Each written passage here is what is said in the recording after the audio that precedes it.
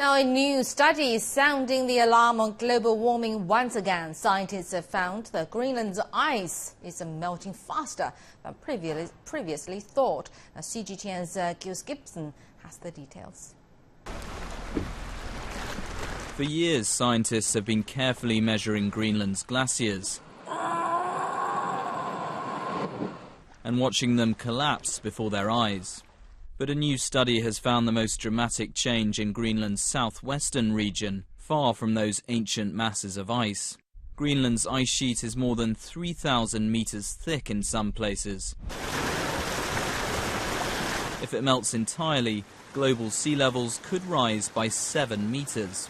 And it's not just Greenland, the world's biggest island. Ice is melting across the Arctic. I mean, the ice sheet is huge, thousands of miles long, and they see melting or loss of ice on the surface, around the edges, in the glaciers, warmer water in the fjords. So the picture keeps changing because it gets warmer and warmer. After 2013, scientists actually found the rate of melting ice in Greenland had slowed down for about a year and a half, but the NASA satellites that recorded the data stopped working in 2016. The United Nations says keeping global warming under 1.5 degrees Celsius and therefore slowing down the melting will require unprecedented changes in all aspects of society.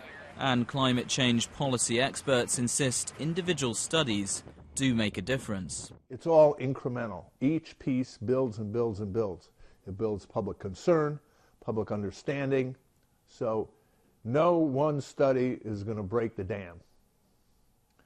We've had plenty of studies that should have broken the dam. We've had observations that should have broken the dam, but they haven't. So you have to continue to build it. That momentum, though, is flowing in the opposite direction to the US government's environmental policy.